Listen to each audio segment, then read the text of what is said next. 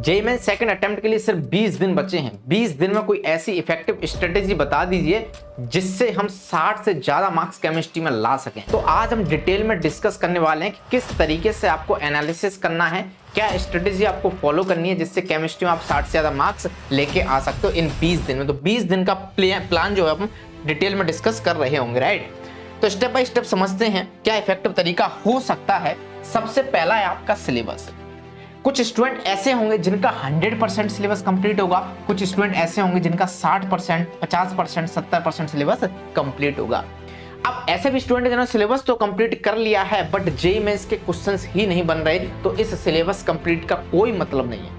और कुछ स्टूडेंट ऐसे होंगे जिन्होंने 60% ढंग से पढ़ रखा है और जो भी क्वेश्चन आता है वो इस टॉपिक से क्वेश्चंस बना पा रहे हैं, तो अल्टीमेटली ये लोग मार्क्स लेके आ पा रहे हैं, क्वेश्चन सही करके आ पा रहे हैं। तो आपको इस तरीके से पढ़ना है, सिर्फ रटना नहीं है, चीजों को समझना है और क्वेश्चंस की जो अप्रोच है सॉल्व करने की, किस तरीके से होनी चाहिए, किस तरीके से क्वेश्चन सॉल्व करना है, आंसर आ रहा है कि नहीं आ रहा है, कहां पर गलतियां हो रही हैं, सिली मिस्टेक्स जो है उसको कैसे इंप्रूव करें, वो सब आपको यहाँ पर देखना है, ठीक है। तो ये ओवरऑल स्ट्रेटेजी होती है। अब कुछ स्टूडेंट क्वेश्चन तो सॉल्व करके आ रहे हैं लेकिन उनकी जो इनएक्यूरेसी वो बहुत ज्यादा है, नेगेटिव मार्किंग आती आ रही है, मार्क्स आ ही नहीं रहे हैं। तो इन सब बातों का आपको ध्यान रखना है। तो सबसे पहले क्या है कि आप मान लो 60% सिलेबस कंप्लीट है, जिनका 100% सिलेबस कंप्लीट है वो थोड़ा सा क्वेश्चंस पर प्रैक्टिस पर ध्यान दें, और जिनका 50-60% सिलेबस कंप्लीट है तो उनको थोड़ा सा और खींचना है, गाड़ी आगे लेके जानी है। अब क्या होता है कि 100% सिलेबस कंप्लीट करने की जरूरत नहीं है क्योंकि उतना टाइम नहीं है। यहाँ पर आपको एक लिस्ट बनानी है, ठीक है। Prioritise important chapters and topics भी इसमें इंक्लूडेड हो सकते हैं। जैसे यदि मैं चैप्टर्स की बात करूं तो जो छुटकू चैप्टर है जिनको कभी नहीं छोड़ना चाहिए। यदि मैं क्लास 12th की बात करूं तो आपका ऑर्गेनिक केमिस्ट्री में चैप्टर 14 यानी कि biomolecules, 15 polymer, 16 chemistry in everyday life. Surface chemistry जो फिजिकल केमिस्ट्री में काफी छोटा है। सरफेस केमिस्ट्री के बाद जैसे मेटलर्जी भी छोटा है, बट मेटलर्जी के बाद आप डी एंड एफ ब्लॉक ले सकते हो। ये 5 चैप्टर जो मैंने बताई इनको कैसे भी नहीं छोड़ना है क्योंकि आप पी ब्लॉक पूरा रट रहे होगे, 1-2 क्वेश्चन से मिलना है और 3-4 क्वेश्चन यदि इनसे मिलना तो ये ज़्यादा इंपॉर्टेंट हुए, राइट। वैसे यदि मैं क्लास 11th की बात करूँ तो आपका पीरियोडिक टेबल है, हाइड्रोजन, एस ब्लॉक भी छोटा ही है, बड़ा नहीं है। तो इन चैप्टर को कभी भी आपको छोड़ना नहीं, ठीक है। अब जैसे मान लो कि थर्मोडायनामिक्स से किसी ने टच ही नहीं किया है तो इस समय पढ़ने की कोई जरूरत नहीं है। आयनिक इक्विलिब्रियम इतना विशाल का चैप्टर है, नहीं पढ़ा है तो कोई जरूरत नहीं पढ़ने की।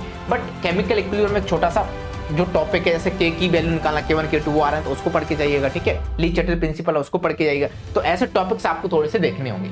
तो सबसे पहले आपने क्या किया, सिलेबस एनालिसिस कर लिया। सबका ये अपना अपना अलग अलग होगा। जिनका 100% कंप्लीट है, सिलेबस पूरा पढ़ रखा है, नोट्स बना रखे हैं, बस क्वेश्चन नहीं बनना है, वो थोड़ा सा अप्रोच देखो किस तरीके से क्वेश्चन को हमको सॉल्व करना है, ठीक है। और जिनका कवर नहीं है वो इस स्ट्रेटेजी को फॉलो करो। पहले एनी हाउ हमको इन चैप्टर्स को करना है, ये ज्यादा समय नहीं लेंगे। आप अपने अकॉर्डिंग देख सकते हो कि आप किस जो आपका फिजिकल है, ऑर्गेनिक है, इनऑर्गेनिक, किस चैप्टर में आपको बहुत ज़्यादा प्रॉब्लम्स आ रही है, कौन सा वीक है, तो उस अकॉर्डिंग आप देखो किसको बहुत आधे या 1 घंटे में कंप्लीट कर सकते हैं, ठीक है। तो उस अकॉर्डिंग आपकी ये लिस्ट सबकी अलग अलग होगी, ठीक है।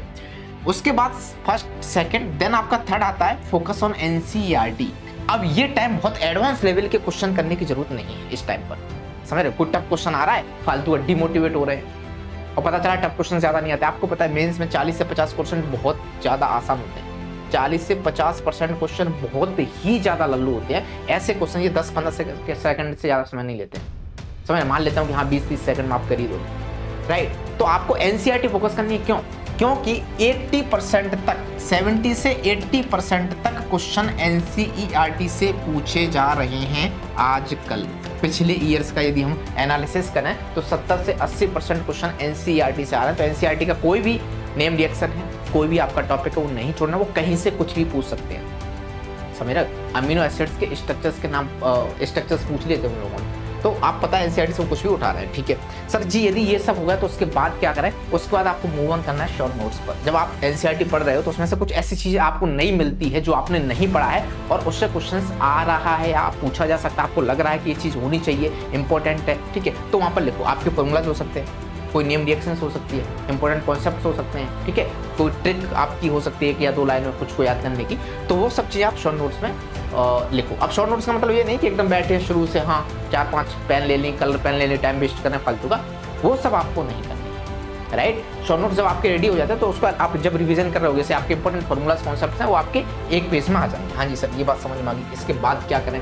इसके बाद सबसे इंपॉर्टेंट चीज़ है रिवीजन। मैंने ये जो है ना, इसके लिए मैं बहुत बोलता हूँ कि केमिस्ट्री में यदि आपको अच्छा स्कोर करना है, केमिस्ट्री पर आप चाहते हो कि आपकी कमांड अच्छी हो, तो उसके लिए सबसे इंपॉर्टेंट होता है रिवीजन। बहुत सारे स्टूडेंट ऐसे लगता है कि हाँ आज चैप्टर पढ़ लिया और 2 महीने बाद उसको उठा के देख रहे हैं, समय तो वो रिवीजन नहीं हुआ भाई। आपको रिवीजन डेली करना पड़ेगा, इनऑर्डर में भूल जाओगे, आज पढ़िए 2 दिन बाद उठा के देख रहे हो, 3 दिन बाद उठा के देख रहे हो, एटलीस्ट तब तक उसको रिवाइज करते रहो जब तक दिमाग में बैठना चाहिए। अब कुछ स्टूडेंट कहते हैं सर यदि हम रोज एक ही चैप्टर को रिवाइज करते रहेंगे तो आगे कैसे बढ़ेंगे? भाई साहब रिवीजन में बहुत टाइम नहीं लगता है, 5-10 मिनट में आप कॉपी पलट लो, हो गया रिवीजन। रोज पलटते रहो उसको, वो ज्यादा इफेक्टिव तरीका होता है। अब उसके बाद पीवाईक्यूज थोड़े से लगाओ। जब ये सारी चीजें हुई, पीवाईक्यूज देखो कि आप कितने क्या कर पा रहे हो। बहुत ज्यादा टाइम बर्बाद करना नहीं है आपको अननेसेसरी क्वेश्चंस पर, ठीक है। तो पीवाईक्यूज थोड़ा सा देखो, आपको लगेगा कि हाँ हमने इतना पढ़ लिया है, बट आप किसी चैप्टर को बार बार पढ़ रहे हो, राइट, और उसके बाद भी पीवाईक्यूज नहीं बनना है तो उसको छोड़ दो। बट आपको लगा कि थोड़ा सा पढ़ने के बाद भी क्वेश्चंस बनने हैं तो उसको ढंग से पढ़ दो, ठीक है। ऊपर से जैसे मैंने लास्ट में ऐसा ही किया था, 5-6 चैप्टर्स थे ना लास्ट के, जो छोटे छोटे मैथ्स में भी, जैसे मैथमेटिकल रीजनिंग, स्टैटिक्स है, राइट। तो मैथ्स में नहीं, यदि मैं केमिस्ट्री की बात करूँ तो केमिस्ट्री में मैंने नीट के जो पीवाईक्यूज थे वो भी लगा डाले। तो आप भी ऐसा कर सकते हो, मेंस के तो लगा ही सकते हो, यदि आपके पास टाइम है तो आप नीट के भी क्वेश्चंस लगा सकते हो। अच्छे अच्छे क्वेश्चंस आपके सामने आ रहे होंगे। और थोड़ा सा यदि टाइम निकालो, जो कि बहुत ज़्यादा, कुछ स्टूडेंट का इस समय बोर्ड एग्जाम भी चल रहे हैं तो वो ओवर हो जाएंगे, तो आपको मॉक टेस्ट देना है ना। 2-3 मॉक टेस्ट तो कम से कम अब इस टाइम पर, इस रेंज में 20 दिन के अंतर्गत दे लो, तो आपको पता चलेगा कि हाँ हम कितना स्कोर कर पा रहे हैं। मॉक टेस्ट देने के बाद थोड़ा सा एनालिसिस कर लो कि हमारे जो मार्क्स हैं वो कहाँ पर कट रहे हैं। ये गलतियां हमको रिपीट नहीं कर रही हैं, क्योंकि कुछ स्टूडेंट बोलते हैं सिली मिस्टेक। अब यार सिली मिस्टेक हो या बड़ी मिस्टेक हो, मिस्टेक तो मिस्टेक होती है, आपको मिलना कितना है? -1 मिलना है, ठीक है। तो इसको इंप्रूव करना है। बहुत सारी गलतियां हो जाती हैं। क्वेश्चन में पूछा था नॉट ट्रू, आपने ऑप्शन देखा ट्रू, है ना, ठीक कर दिया तो गलत हो गया। या फिर इनकरेक्ट पूछा था, ऐसे बहुत सारे क्वेश्चन आता ना, इनकरेक्ट हो गया, नॉट करेक्ट हो गया, ठीक है, एक्सेप्ट हो गया। तो इस टाइप के जो शब्द हैं इनको थोड़ा सा ध्यान रखो, गलतियां नहीं करनी है। और जब आप कोई, जैसे फिजिकल केमिस्ट्री का कोई भी क्वेश्चन है, आप उसको सॉल्व कर रहे हैं, मेक श्योर एक कबाड़ा ना हो, आपको एक सिस्टमेटिक तरीके से सॉल्व करना है। पहले आपने यहाँ से कैलकुलेशन करना शुरू किया, इस तरीके से आप पेज में जा रहे हो, ठीक है, ये आपका पेज है सपोज दैट। अब कोई स्टूडेंट क्या था, 2 चीज यहाँ ली, x² यहाँ पर लिखा, यहाँ पर लिखा, फिर अब आपका आंसर नहीं आया, तो अब गलतियां होने की संभावना ज्यादा है कि हम एक तो उसको एनालिसिस करने में टाइम लग रहा है, फिर उसको दोबारा कुछ ढूंढने की कोशिश कर रहे हैं, उसको ढूंढ नहीं पा रहे हैं, ठीक है। तो सिस्टमेटिक एकदम अच्छे तरीके से आपको इसको सॉल्व करना है। तो इससे क्या होता है, गलतियां होने के जो चांसेस हैं, सिली मिस्टेक के जो चांसेस हैं वो थोड़े से कम हो जाते हैं, ठीक है सर जी, ये बात नहीं समझ में आ गई।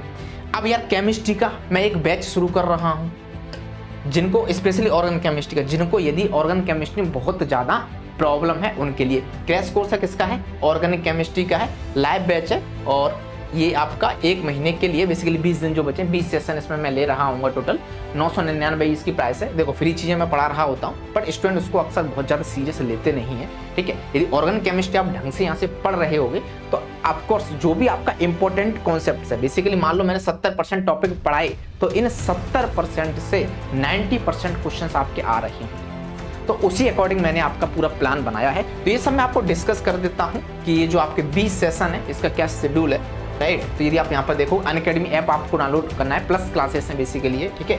तो ये जो आपका है मेंस का कोर्स है, IIT JEE नहीं, JEE मेंस का कोर्सेस है ये। तो 15 मार्च को सबसे पहले हम जनरल ऑर्गन केमिस्ट्री का पार्ट 1 देखेंगे, 16 मार्च को जनरल ऑर्गन केमिस्ट्री का पार्ट 2 देखेंगे, और टाइमिंग आपकी 10 PM रहेगी। रोज हम कितने बजे मिल रहे होंगे? 10 से 11, बस 1 घंटे की क्लास है, 10 to 11 PM, ठीक है। तो पहला आपका GOC है, देन 17 को हाइड्रोकार्बन, 18 को हाइड्रोकार्बन पार्ट 2, देन 20 को अपना haloalkanes and haloarenes. Of course मैं यहाँ पर वो टॉपिक्स आपको पढ़ा रहा हूँ जिनसे ज्यादा क्वेश्चंस पूछे गए हैं, अननेसेसरी कोई टॉपिक्स नहीं ले रहे होंगे। 70% में हमको 90% मार्क्स लेके आने हैं, ठीक है। तो 21 को आपका हेलो एल्केन्स है, 22 को अल्कोहल्स फिनोल्स ईथर है, पार्ट 1, ये आपका पार्ट 2 हो गया, ठीक है। 23 को आपका अल्कोहल्स खत्म हो जाएगा, 24-25 एल्डिहाइड कीटोन पार्ट 1 और 2। देन आगे यदि देखूं तो उसके बाद कार्बोक्सिलिक एसिड अलग कर दिया मैंने इसको, ठीक है। देन 28 को अमीन्स है, 29 को आपका अमीन्स खत्म हो जाएगा।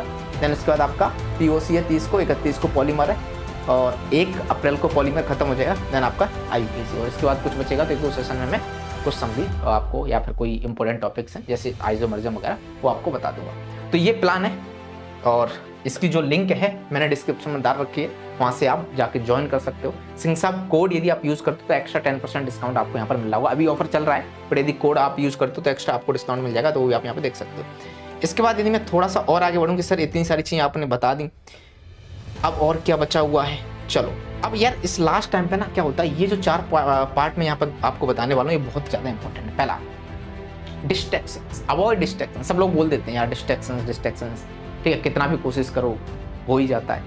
तो यार इस टाइम पर बहुत सारी चीज़ों का आपको ध्यान रखना है। पहली बात, होता क्या है कि आप जब भी टेबल चेयर पर बैठ, कुर्सी है ऑफकोर्स है ना, सामने टेबल, आप उस पर बैठ के पढ़ाई कर रहे हैं, आपका फ़ोन चालू है, पढ़ते पढ़ते बीच में टक सीधे नोटिफिकेशन आता है और आप उससे पता नहीं चैटिंग में पहुंच जाते हो या रील्स देखने लगते हो, ठीक है। तो इस तरीके से आप जब भी पढ़ा रहे हैं फोकस्ड होकर आपको पढ़ाई करनी है।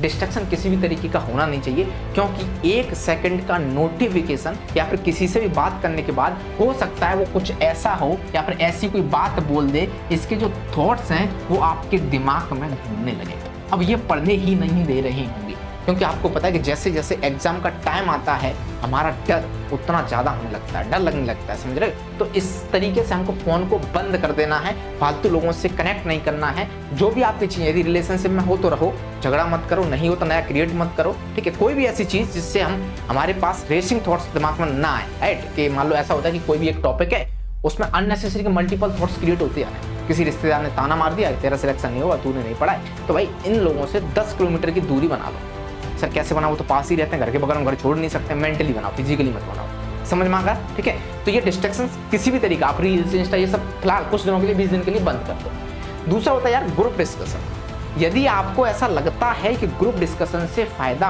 हो रहा है, तभी आप ग्रुप डिस्कशन में इन्वॉल्व हो। यदि नहीं लग रहा, नहीं ऐसा आपको फील हो जाएगा, टाइम वेस्ट हो रहा है, क्योंकि मान लो कोई ग्रुप है 5 स्टूडेंट का, उसमें से यदि एक स्टूडेंट भी सीरियस नहीं है तो बाकी 4 का ये टाइम बर्बाद कर देगा, टॉपिक को स्टडी से लेके दूसरी जगह लेके चला जाएगा। और आपको पता है कि जब भी हम गॉसिप्स कर रहे होते हैं तो मजे तो आ रहे होते हैं, और जिसमें मजे आ रहे हैं 5 मिनट और 10 मिनट और इस तरीके से आप टाइम बर्बाद कर रहे होते हो। तो इस तरीके के ग्रुप डिस्कशन से आपको बचना है। बट यदि मान लो 5 स्टूडेंट हैं, 5 के पास बहुत ज्यादा सीरियस है और आपके जो डाउट्स हैं, जो आपके पेंडिंग रह गए हैं या फिर कोई भी डाउट्स आ रहा है, वो आपके क्लियर हो रहे हैं, देन इट्स गुड। और यदि आपके डाउट्स क्लियर नहीं हो रहे हैं, फालतू का टाइम बर्बाद हो रहा है, तो मैं कहूंगा कि इससे इस टाइम पर बचिएगा। और डाउट्स आपको पेंडिंग नहीं रखने। कोई भी आप चैप्टर या टॉपिक पढ़ रहे हो, आपको लगता है ये इंपॉर्टेंट है, तो डाउट्स के लिए जस्ट गूगल, ठीक है, सब कुछ मिल जाता है, सब कुछ अवेलेबल है, तुरंत आप देखो और सॉल्व करो इसको। तो ये 3 बातें बहुत ज़्यादा इंपॉर्टेंट जो मैंने आपको बताई हैं। उसके बाद यार थोड़ा सा नैप लेते रहिएगा, बहुत ज़्यादा आपको 8-10 घंटे सोने की जरूरत नहीं है इस टाइम पर, नींद थोड़ी सी कम कर दो, नैप प्रॉपर लेते रहो। अब जब हम पढ़ते हैं तो नींद आती है, तो उसके लिए यार बहुत ज़्यादा एकदम से मत खाओ, हाँ, एकदम 8-10 रोटी खा ली और बैठे हो पढ़ने, राइट। तो इस तरीके से आपका क्या नींद तो आ ही रही होगी, क्योंकि जो आपकी ऑक्सीजन है दिमाग को मिलनी चाहिए थी, वो खाना डाइजेस्ट करने में जा रही होती है, समझ रहे। तो थोड़ा सा लाइट फूड लो, प्रॉपर नैप लो, डिस्ट्रैक्शंस को अवॉइड करो, ग्रुप डिस्कशन को अवॉइड करो, डाउट्स को पेंडिंग मत रखो, ठीक है। तो इस तरीके से आप इफेक्टिव जो 20 दिन आपके बचे हुए हैं, है ना, इनको यूटिलाइज कर सकते हो और इस 20 दिन में आप अच्छे मार्क्स लेके आ सकते हो। मैं केमिस्ट्री की बात कर रही है, साथ ही साथ ऑर्गेनिक केमिस्ट्री में आपको पढ़ा ही रहा हूँ, पूरी केमिस्ट्री को आप देख सकते हो, राइट। जो आपके बचे हुए पोर्शन है उनको खुद से, और ऑर्गेनिक केमिस्ट्री मेरे ओर से आप छोड़ सकते हो, ठीक है। तो चलो फिर मिलते हैं नेक्स्ट वीडियो में, तब तक के लिए बाय बाय।